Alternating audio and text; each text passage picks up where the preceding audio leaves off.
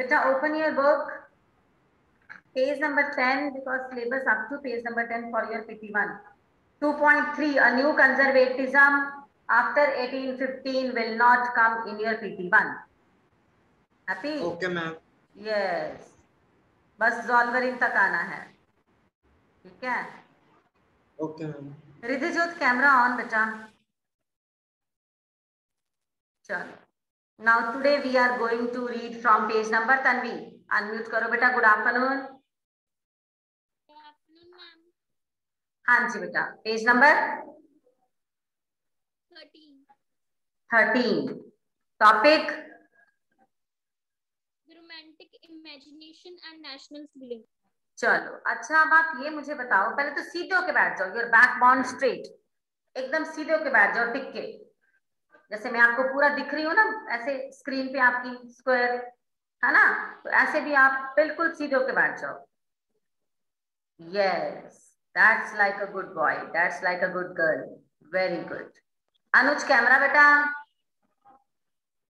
Now see, सिर्फ 15 minute के लिए पढ़ाऊंगी आज हम रिवीजन करेंगे because tomorrow your exam. Okay, तो थोड़ा टाइम हम रिवीजन भी करेंगे. आपके जो डाउट्स हैं मुझे आज ही पूछ लेना. चलो. Tanvi has read the heading romantic imagination. अब ये हिस्ट्री पढ़ते पढ़ते रोमांटिक कैसे हो गए हम? नहीं, थोड़ा आया ना दिमाग में अजीब सी बात. रोमांटिक सॉन्ग्स, रोमांटिक मूवीज, तो रोमांटिक कहाँ से आ गया, है ना? ये तो मैडम हिस्ट्री पढ़ा रहे थे. चलो. Now write down it's meaning. Romantic imagination means culture. Romantic imagination means culture, language, song, poetry, stories, music. इन सब चीजों को हम लोग इंक्लूड करते हैं रोमांटिसिज्म. हाँ जी अभिषेक. Ma'am, am I visible now? Yes बेटा. Okay, ma'am. Yes, romanticism. अच्छा वैभव, मेरी एक बात सुनना जरा. यहाँ ना क्लास में तुझे 20 बच्चे नजर आ रहे हैं, तो all the 20 students are sitting in a proper way. थोड़ा सा अनुज कैमरा ठीक कर ले बस, ठीक है? अब तू ये देखेगा यहाँ पर सारे आराम से बैठ के सुनते हैं मुझे.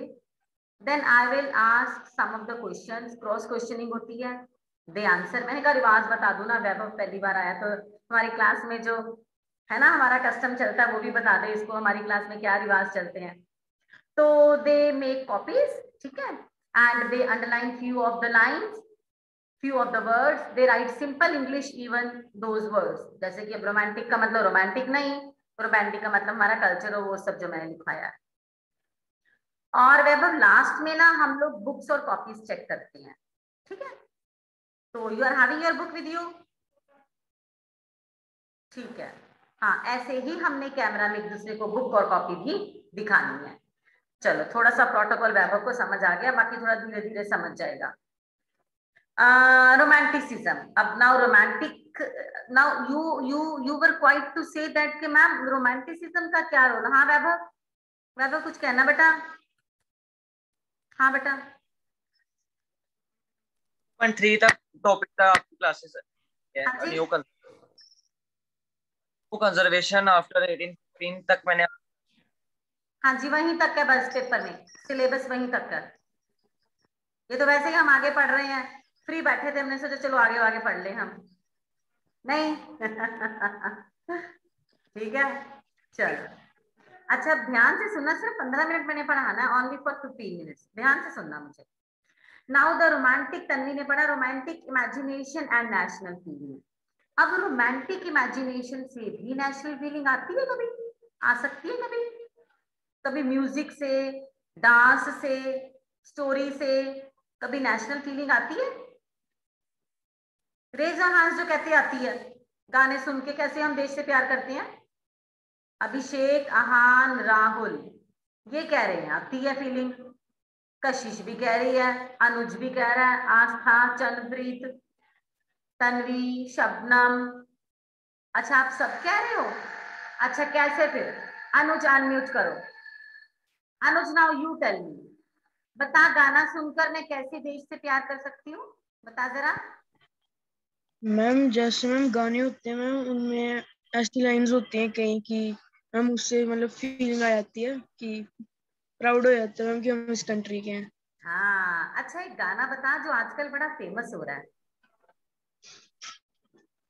आजकल हाँ हिंट तुझे मैं दे देती हूँ, मूवी थी अक्षय कुमार की।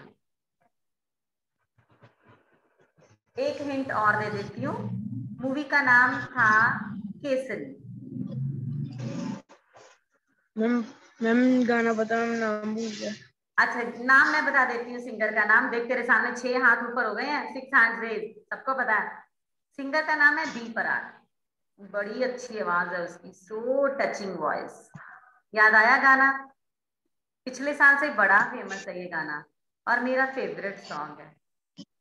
वाकई अनुज ये गाना सुन के तूने जो कहा ना, वाकई ये गाना सुनकर अपने मन में देश के लिए वाकई नेशनल फीलिंग जागती है, that we love our country, that we respect our country and proud to be an Indian. गाना याद आया अनुज? मैम नाम नहीं याद मैम गाने का। जब मैंने बताया तूने कहना हाँ हाँ हाँ हाँ मैम मुझे पता है गाना ये। चल कोई बात नहीं, आस्था से पूछती हूँ मैं, आस्था बता ना वो गाना। तेरी मिट्टी में मिल जाऊं। हाँ तेरी मिट्टी में मिल जाऊं, वंडरफुल सॉन्ग। तो जरूरी नहीं होता कि हमेशा वॉर से या रिवोल्ट से या लड़ाई करके ही हम जंग जीते और हम देश से प्यार कर सकते हैं, ऐसा तो नहीं होता हमेशा, ठीक है। ऐसा भी होता है कि that we if we love our country, if we are with national feelings, तो गाने सुनकर डांस देखकर भी। अब आप पूछोगे डांस कैसे मैम? डांस से भी नेशनल फीलिंग आती है, लैंग्वेज से भी आती है, आपको पता है लैंग्वेज से भी नेशनल फीलिंग आती है। सो all these things which are I told you, like art, like painting, like dance, music, culture, stories, इन सब चीजों से भी नेशनल फीलिंग आती है। जरूरी नहीं कि लड़ाई करके वॉर से ही हम जीत सकते हैं। नाउ अडेज ये बड़ा हम लोग आजकल सुनने को हमें मिल रहा है कि during this corona virus time the Sania pen पीछे कर बेटा, हाँ कि हमारे कोरोना वॉरियर्स कौन है? Doctors and policeman. बाकी तो सब घर में बैठे हैं, बट डॉक्टर्स एंड पुलिसमैन ये दोनों डिपार्टमेंट अभी भी ड्यूटी पे जाते हैं, एंड टीचर्स ऑफ कोर्स। नहीं देखो रूम पूरा खाली है, आपका क्लासरूम पूरा खाली है, मैं कैमरा अभी पीछे घुमा नहीं सकती हूँ, तो यू नहीं तो आप देखते कि पूरा फर्नीचर यहाँ पर सेटअप है और पूरा रूम खाली है और हम लोग पढ़ाने आए हैं। अच्छा बट आपको पता आप भी कोरोना वॉरियर्स बनते हो, यू नो हाउ? कैसे? आप पुलिसमैन नहीं हो, आप डॉक्टर नहीं हो, आप वैक्सीन नहीं ढूंढ पाओगे कोरोना की, आप लोगों की हेल्प भी नहीं कर पाओगे, बच्चे हो आप अभी, है ना, पैसे से भी हेल्प नहीं कर पाओगे नीडी पीपल की, because you are not ultra rich people like all the film stars and Ambani Adani, ऐसे नहीं है आप, तो आप तो कुछ भी नहीं कर पाओगे। फिर रीटा मैम कही जा रहे हैं आप कोरोना वॉरियर्स हो, ऐसे कैसे? हम तो कुछ भी नहीं कर पाएंगे, है ना, तो फिर कैसे हम कोरोना वॉरियर्स हैं? आप हो बेटा, कैसे?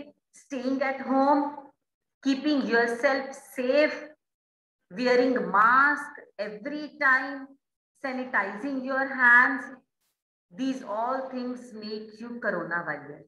और तो कुछ कर भी नहीं पाओगे आप, पर कम से कम खुद सेफ रह के, माँ बाप को कोई टेंशन ना दो, कोई वहां पर इधर दवाइयों का रश ना हो, हॉस्पिटल्स में रश ना हो, आपको कोई दिक्कत प्रॉब्लम ना हो, तो इसका मतलब आप कोरोना वॉरियर हो। खुद को सेफ रखना भी तो बहुत बड़ी जिम्मेवारी है ना, तो डायरेक्टली इनडायरेक्टली आप हो। अच्छा अब ये जो मैंने बात कही है ना, कुछ लोग इसको मानेंगे नहीं। कौन से लोग नहीं मानेंगे? Those who believe in science and logic. वो कहेंगे मैडम ऐसे थोड़ा होता है, कोरोना वॉरियर तो वही होते हैं जो वैक्सीन ढूंढेंगे, जो कुछ प्रोटेक्शन करेंगे, जो हमारे मतलब देश के जो सर्विस करते हैं वही होते हैं, हम कैसे हो सकते हैं, हम तो अपने घर में रह रहे हैं। तो both the things are there in the case of romantic imagination. अब रोमांटिक इमेजिनेशन में आपने लिखा ना ऊपर हेडिंग जहां लिखी है कौन कौन सी चीजें हम डालते हैं, our culture, language, dance, story, art, सारी जो फीलिंग की चीजें हैं those are in the romantic imagination. ठीक है, but those people who believe in science and logic वो नहीं मानेंगे, वो बोलेंगे गाना सुन के कैसे फीलिंग आती है, गाना सुन के भी कोई देश से प्यार करता है? हाँ, कुछ लोग तो ये भी कह देते हैं कि नेशनल एंथम जब होता है जनगण मन, उसके लिए खड़े क्यों होना, व्हाई टू स्टैंड। पर जिनमें फीलिंग है, जो बिलीव करते हैं रोमांटिक इमेजिनेशन में, वो ये मानते हैं that standing for 52 seconds while playing national anthem it means we are respecting our country. बल्कि जब हम देखते हैं गाना, ये अपना नेशनल एंथम बज रहा है, थिएटर में मूवी देखने जाते हैं ना, बिगिनिंग में भी नेशनल एंथम होता है, एंड में भी होता है। अभी तो खैर हम लोग जाते नहीं है, थिएटर बंद है वो सब। तो अगर आपको याद हो तो जो पीपल खड़े नहीं ना होते हैं नेशनल एंथम के लिए, वो हमें गुस्सा आता है उनपे कि भाई इनको अपने देश से इतना ही प्यार है, 52 सेकेंड्स के लिए भी नहीं खड़े हो सकते हैं। रास्ते में कहीं चलते हुए अपना नेशनल फ्लैग देखते हैं ना गिरा हुआ, तो हम उठाते हैं because we love our country. So always remember one line that will be the first line for your answer, that it is not necessary that the war and the revolt only bring nationalism. इन चीजों से भी nationalism आता है। अब आपको एक बात बताऊं, अच्छा आर्ट से कैसे आता है बताओ मुझे लगता है आज हमने कुछ भी नहीं पढ़ना, प्लेटफॉर्म ही बनेगा।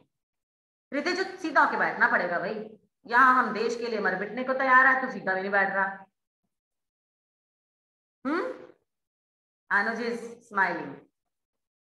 हाँ जी, आस्था वांट टू से समथिंग बेटा? वही जो आपने पूछा कि आर्ट से कैसे नेशनलिज्म आता है। हाँ, आर्ट से बताओ कैसे आता है, वो तो ड्राइंग कर रहे होते, उससे कैसे नेशनलिज्म आएगा?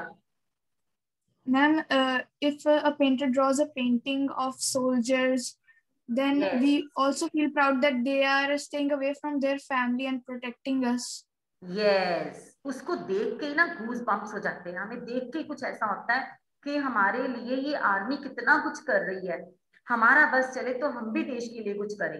अच्छा, can you give any example of that kind of art और पेंटिंग फ्रॉम योर बुक? कोई पेंटिंग बता सकता है? रोहित बता सकता है? कोई पेंटिंग है आपकी बुक में, आपके लेसन में ऐसी? यस कशिश। मैम फ्रेडरिक सूरो वाली painting. Yes yes yes, Frederic Sorrieu की पेंटिंग। अब ये जो पेंटिंग थी ना, हृदय तो बोर तो नहीं हो रहा? देख ले, मैं मूवी चला दूंगी, नहीं तो फिर बी पर आग पिघाने वाली। हाँ, अगर बोर हो रहा है तो बता दे मुझे। वैभव भी बेचारा आज पहली बार आया, अनुरीत पहली बार आई है, बोर ना हो जाए बेचारे। Now this is the picture. अब ये जो पिक्चर आपको दिख रही है, ये यूटोपियन विजन है, ऐसा कुछ भी नहीं था, बट उस टाइम ऐसी पेंटिंग बनाना बहुत जरूरत थी, specially those people who were illiterate, uneducated, they don't know how to read and write, but ये ऐसी पेंटिंग देखकर वो समझ गए कि देश में, यूरोप में क्या होना चाहिए। So this is not the kind of thing that every time revolt and war bring nationalism.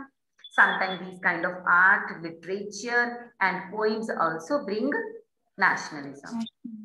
Now show me thumbs up if platform is clear to you, then we will read. Chalo, thank you very much. Now we will start reading. हाँ जी, वैभव unmute yourself। ये तो बेचारा फंस गया आज class में आके, इसी के पीछे पड़ गई हूँ मैं।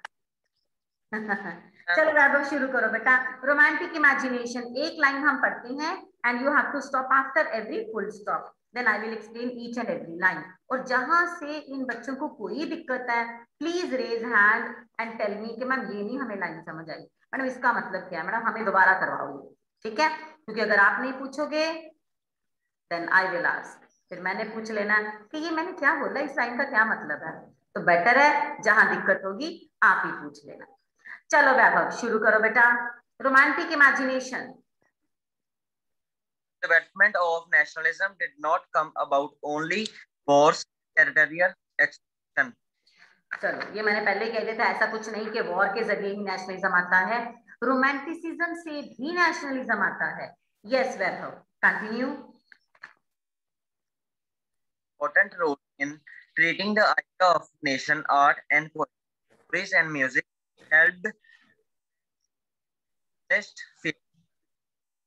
Yes, culture also played an important role. बेटा आर्ट, पोइट्री, स्टोरीज. अब ये स्टोरीज कैसे, कहानियां कैसे, मुझे बताओ जरा. कहानियां सुन के मैं कैसे देश से प्यार कर सकती हूँ? कहानी सुन के मैं कर सकती हूँ देश से प्यार. राहुल को चांस देते. राहुल कैसे, बता तो जरा. हम देशभक्ति की कहानियां सुनकर. हाँ, यस. कशिश. मैम कि अगर हम कोई ऐसी स्टोरी सुने जिसमें हमें पता चलता हो कि हमारे मतलब इन्होंने शहीद हुए हैं, हमारे लिए इतना कुछ किया है, तो उससे हमें देशभक्ति की वो कैन यू टेल होती मी है. One name, one or two name? Can you tell me one or two name? Ma'am आप फ्रीडम वॉरियर्स. स्टोरीज किसकी सुनूं मैं कि मुझे भी समझ आई यार? बड़े बहादुर थे, ब्रेवरी स्टोरी. किसकी सुनूं मैं? मैम वल्लभ भाई पटेल और गांधी जी, जवाहरलाल नेहरू, मैम ये सब. ठीक है, पर वल्लभ भाई पटेल, जवाहरलाल नेहरू और गांधी जी से भी बहादुर कोई और नाम थे यार. वो नाम बोल देती है. अनुज. मैम लाल बहादुर शास्त्री और ठीक है.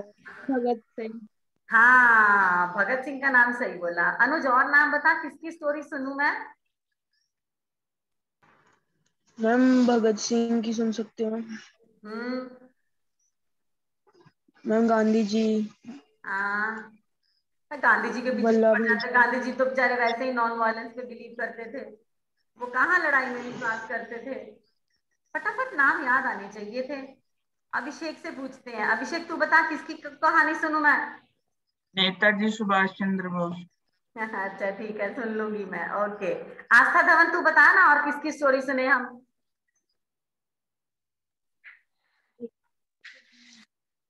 ठीक है. आस्था धवन.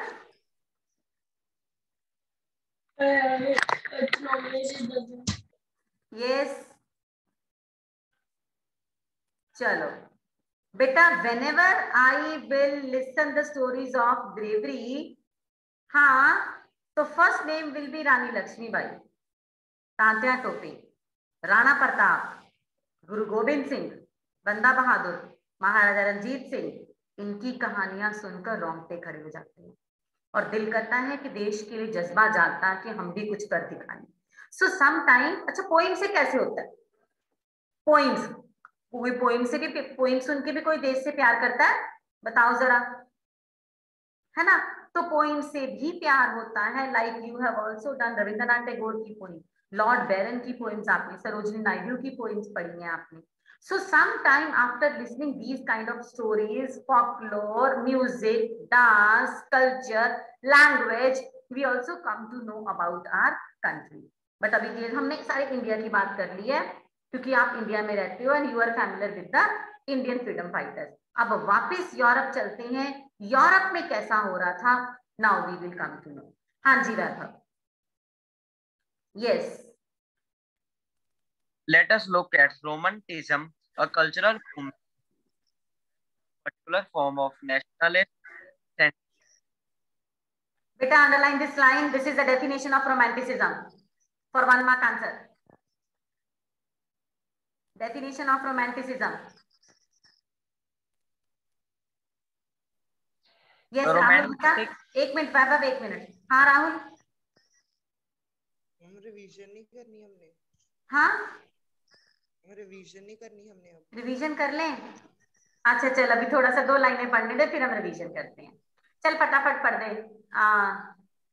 वैभव पढ़ दे बेटा. Artists and poets generally criticized the glory and focused instead of mystical feelings, their collective heritage, a common past as basis of. Yes, thank you very much, Vaibhav. Thank you so much. Now he has read one line that romantic artists and poets generally criticize the glorification of reason and science. मैंने पहले ही बोला, जो art में विश्वास करते हैं ना, जो फीलिंग में विश्वास करते हैं, they never believe in science and logic. अब गाने में सुनती हूँ सैड सॉन्ग, मुझे पसंद है. मुझे क्यों पसंद है? मुझ में फीलिंग है. मैं वो जैसे जैसे गाना चलता है ना, वैसे वैसे फील करती हूँ.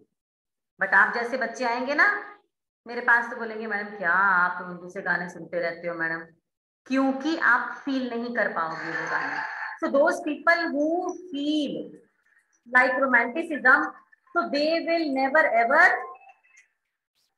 believe in these kind of art and culture. वो साइंस में विश्वास करते हैं। अब साइंस में जो विश्वास करते हैं ना, लॉजिक, वो लॉजिक को मानते हैं, वो ये सब नहीं मानते। हमारे टाइम में जब मैजिक शो होता था ना, जब हमारे टाइम में मैजिक शो होता था, तो we were very much impressed about those magic shows. We were used to say that कि वाओ, कैसे ना कपड़ा ऐसे उठाया रेड कलर का और उसमें से पिजन निकल आया, and we clap, usually we clap, right. And और कैसे ये करते हैं कि उसमें से ऐसे पानी में को हाथ रखा और वो आइस बन गई। हम बड़े इंप्रेस होते थे, वाओ। आजकल के बच्चे नहीं इंप्रेस होते। आजकल के बच्चों को पता है कुछ नहीं है, इन्होंने पहले ही पिजन रखा होता है मैम डब्बे में, और ऐसे उठाते हो जाता है। और आइस कैसे बनती है? काइंड ऑफ केमिकल, एक केमिकल आता है, उसको पानी में डाल दो, इमीडिएटली वो फ्रीज हो जाता है पानी और बर्फ बन जाती है। तो आजकल के बच्चे फटाफट जो साइंस और लॉजिक को मानते हैं, they never believe in art, they never believe in feelings, they never believe in romanticism. ठीक है, चलो कंटिन्यू बेटा, नोट कंटिन्यू, फिर रिवीजन रह जाएगी। चलो now this is the time for revision. हाँ जी, फर्स्ट पेज फ्रेडरिक सूरो पे आ जाओ। Now I will tell you the question and answer, and if you don't know the answer or not understand the question on any page, raise your hands, I will explain. ठीक है? हाँ कशिश, yes बेटा। Ma'am मेरा एक doubt था, जो page number 7 पे last line है ना, ओके, इंक्रीज टैक्सेशन, मैम वहां से सेंसरशिप फोर्स, मैम ये वाली लाइन समझा दो। हाँ चलो ठीक है, मैं अभी इस क्वेश्चन पे आती हूँ ना कशिश, तो मैं समझा देती हूँ। चलो पेज नंबर फर्स्ट पे आओ, फ्रेडरिक सूरो पे। बेटा कैमरास ऑन कर लो, अनुज, हृदय, जोत, पुरुषार्थ और सृजन। हाँ जी, इसका ना एक क्वेश्चन बनता है 5 मार्क्स का। Explain Frederic Sorrieu's painting in 4 version. Means in first point you will write about Frederic Suro, that he was French artist. He painted his picture in 1848, and the theme of the picture was Democratic Social Republic. This was the utopian vision. So you have first point likhoge, then 4 things you have marked already. 4 things about Jesus Christ, Statue of Liberty, train-like line, then broken and shattered pieces lying on the ground, showing that the end of dictatorship. So 5 marks answer done. Now show me thumbs up if this question clear. कुछ नहीं है, ये question आपको अच्छे से आता है। चलो नेक्स्ट, चलो बेटा नेशन स्टेट, ये भी स्मॉल आंसर निकलता है, यहीं से आप कर लोगे, कोई इसका वो नहीं है। Now page number 5, very very important question, French revolution.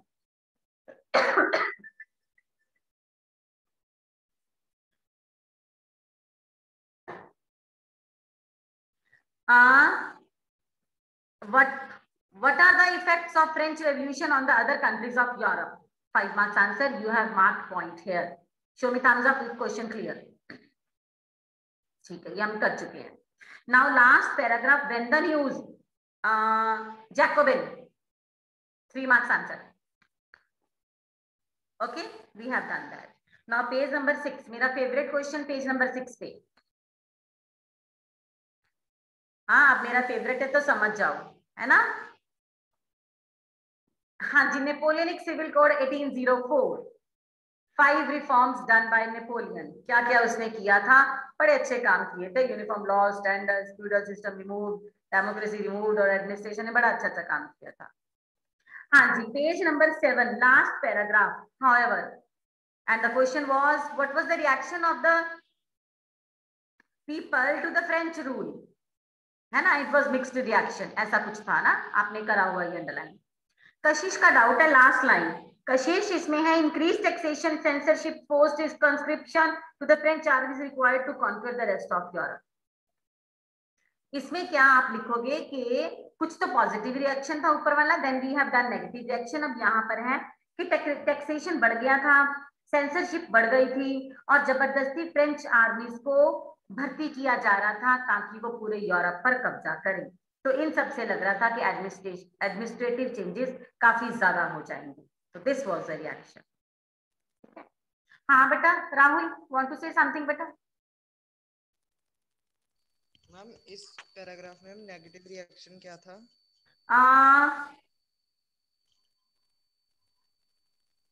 But से लेकर बट, मार्क तो मैंने किए हुए।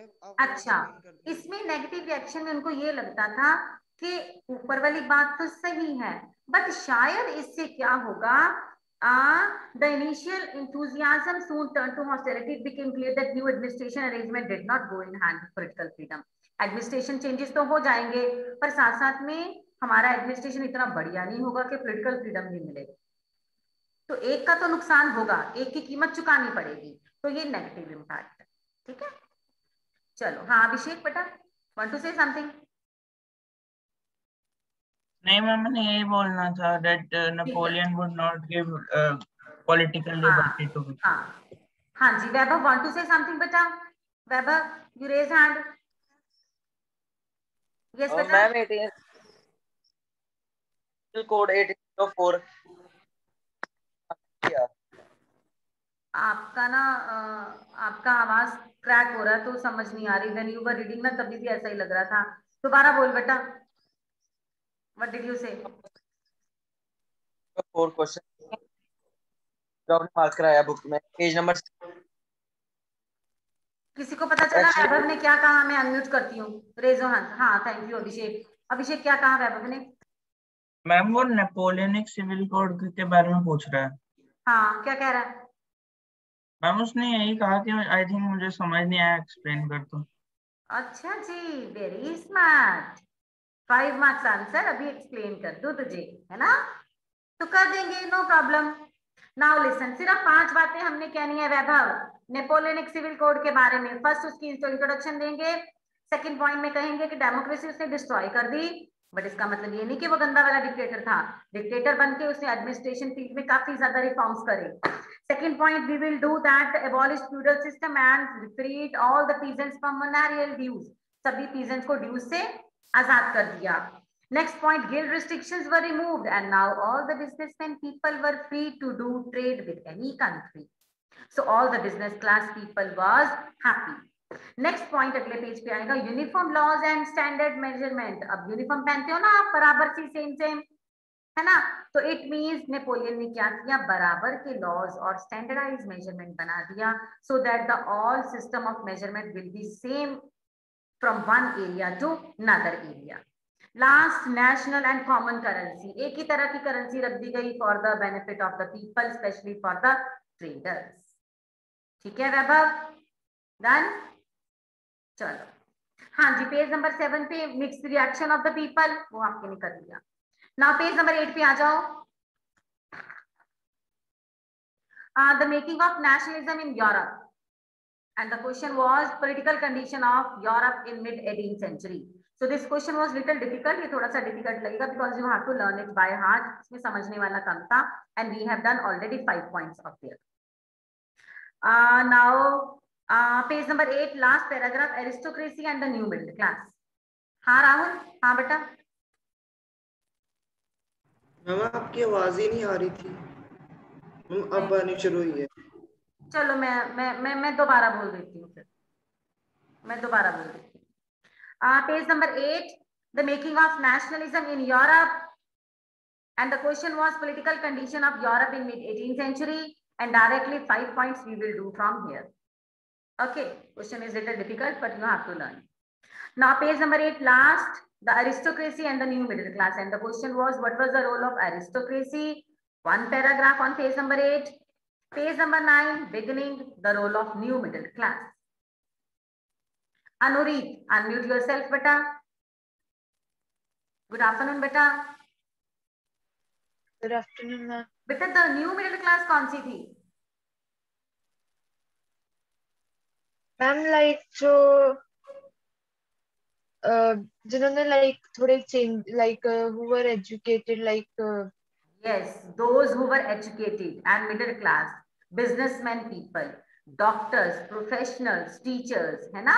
ये थे the new middle class people. Now page number 9 बेटा। हाँ जी अनुज बेटा, yes. मैम कंजर्वेटिव यही थे ना जो मैम पिछले पुराने आइडियाज में ख्याल रखते थे। Yes, those who believe in tradition and customs and they never want quick change in the society. Yes. What did liberal nationalism stand for? 5 marks answer. First you will give introduction, then first point politically, second point socially, Third point, economically. And my good students, those who are good students in 10F, they will add example. वो difficult है. अगले page पे आओ जरा, page number 10. Yes, the example is little difficult and only the few students will revise it. But if you all will learn it, I will be more than happy. Right? So, they have given Ellie 54.7 centimeter cloth in like, है ना? So those people who are able to learn, they will learn it.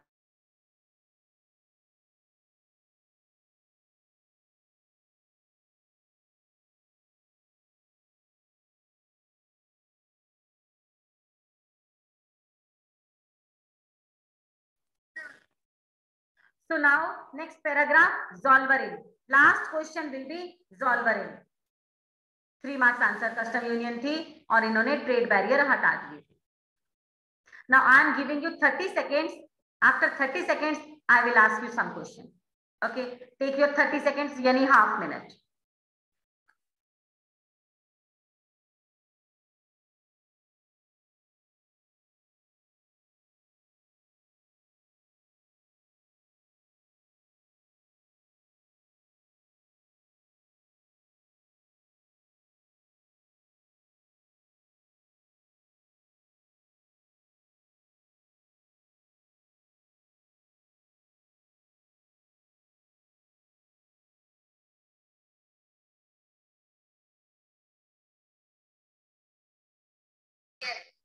मजा आ गया. Yes बेटा, हाँ जी कशिश, you want to say something बेटा? Ma'am एक Zollverein वाले question में एक वर्ड है टैरिफ बैरियर्स. मैम ये क्या होता है? टैरिफ बैरियर होता है टैक्स लगाने, ट्रेड करने पर टैक्स लगाना, रिस्ट्रिक्शंस लगाना ट्रेडर्स पर, बिजनेसमैन पर. हाँ जी अनुज. यस अनुज. मैम Zollverein फिर से समझा दोगे? Zollverein कुछ नहीं था. Zollverein एक कस्टम यूनियन थी because there were different kind of restriction on the businessmen people, so they were facing very much problems while doing trade. तो फिर प्रशिया ने इनिशिएटिव लिया और एक ग्रुप बनाया that was known as Zollverein. अब Zollverein ने क्या किया? ट्रेडर्स को फ्री ट्रेड कर दिया, बैरियर्स हटा दिए, and the most important work done by the Zollverein was it reduced currency from 30 to 2. 30 तरह की करेंसी थी. मतलब अच्छे खासे बंदे को कंफ्यूजन हो जाती, तो बिजनेसमैन तो क्या ही करते वो लोग. So it reduce currency from 30 to 2. सिर्फ 2 तरह की करेंसी रहती थी. And because of this initiative by Prussia, businessman people were very happy with that. ठीक है अनुज? चलो हाँ जी. Any other doubt? आज मैंने कुछ नहीं और पढ़ाना, कुछ नहीं और लिखवाना, नथिंग होमवर्क. कल के पेपर की तैयारी करो. ठीक है? रोहित पहला आज तो कुछ भी नहीं बोला. Good afternoon Rohit. Good afternoon ma'am. आज तूने कुछ भी नहीं पूछा है ना? Yes ma'am. कोई बात नहीं, अगर डाउट होता तो आप हैंड जरूर रेज करते. आस्था धवन अनम्यूट बेटा. Good afternoon. Good afternoon ma'am. हाँ जी, ready for tomorrow's exam honestly? Yes ma'am. एक रियलिटी चेक करें तेरे साथ. हाँ ओके. एक कीटम पूछ लो. चलो. Yes ma'am. Aastha you tell me. Anuj यहीं बैठे रहे ना, खिसकना नहीं है. रियलिटी चेक कर रही हूँ मैं. हाँ आस्था मुझे बताने वाली है utopian. I'm a vision that is so ideal which is unlikely to exist. Yes, yes. हाँ जी, कैमराज ऑन. शबनम, अभिषेक, पुरुषार्थ, सृजन, प्लीज कैमरा ऑन. हाँ जी सानिया, अनम्यूट योरसेल्फ. एक टर्म पूछ लो. हाँ चलो, सबसे डिफिकल्ट वाली पूछूंगी मैं.